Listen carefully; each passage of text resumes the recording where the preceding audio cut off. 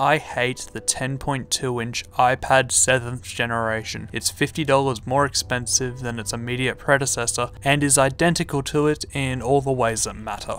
If you're in the market for a budget iPad, don't buy the 10.2 inch 7th generation iPad. Right, now I've got your attention, let me ramble about iPads. In the beginning of the 2010s, Apple released the first iPad. In hindsight, the original iPad was quite crap due to the limited amount of RAM it had. It only received updates for 2 years, with its final iOS release being 5.1.1.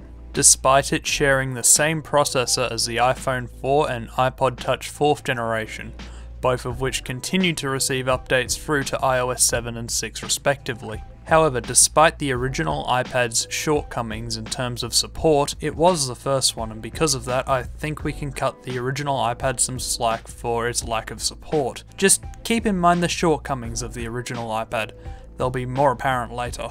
Over the coming years, Apple would continue to release one iPad a year until 2012, when Apple introduced the iPad mini. The iPad mini acted as both a smaller tablet to the 9.7 inch iPad model, and a more accessible iPad to the more budget-minded. Apple continued to update the 9.7 inch iPad, changing the name to iPad Air, and the iPad mini until 2015 when Apple introduced the iPad Pro. And for the next 2 years, the iPad Pros were the only iPads Apple were interested in refreshing, leaving the budget iPad Air 2, 9.7 inch, and iPad mini 4 to age with no immediate replacements until 2017, for the 9.7 inch iPad at least. Sorry iPad mini fans.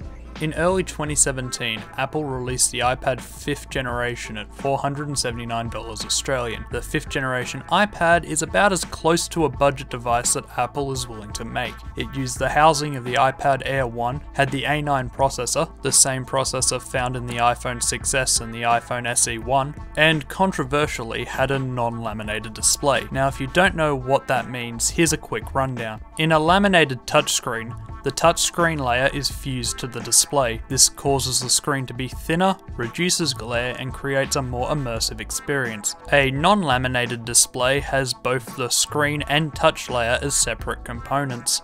This has none of the benefits of a laminated display, but is significantly cheaper to both manufacture and repair, hence its inclusion on the 5th generation iPad. The following year, Apple refreshed the 5th generation iPad with the 6th generation. It included the newer A10 processor and supported the Apple Pencil. Overall, the 6th generation iPad was a solid upgrade over the 5th gen, and for the same price was an easy iPad to recommend. This brings us to the 7th generation iPad was released in early 2019 and retailed for $539. So, what does the extra $50 give you? A laminated display? Nope. A more up-to-date processor? Nope, still the A10. Larger storage options? Nope, still starts at 32GB. The only change is that it now has a 10.2 inch screen and a smart connector. I don't think that's worth $50, especially when the processor originally released in the iPhone 7 and is several years old. Now if you don't understand why this is a problem, let me explain. The iPhone 7 was originally released in 2016 with iOS 10 and has been updated to iOS 11, 12, 13, and 14 later this year. I think it's a safe guess to say that the A10 has passed its half-life in regards to software support. And when you're paying over $1,000 for a tablet, that's just not good enough. To clarify, the A10 is still a capable processor, and if you have a device using one, you probably don't have to upgrade anytime soon. But the fact such an old processor is being sold new in a device this expensive is just insulting. If you're after a budget iPad, the 2018 6th generation is cheaper now due to it only being available used or refurbished, and is the same experience as using the $530 iPad 7th generation, due to the 6th generation iPad also using the A10. If you need to buy an iPad new, the iPad mini was recently refreshed with the A12 processor last year.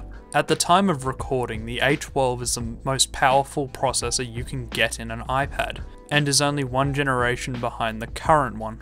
The iPad mini is a solid device if you can look past the size, and is a much better value than the 10.2-inch iPad 7th generation. If you can't look past the size, the iPad Air 3 was also launched in 2019 with the same A12 processor, and while expensive, is definitely worth the extra money over the 7th generation. The iPad Air has a larger laminated display than the 7th generation and also contains the Smart Connector.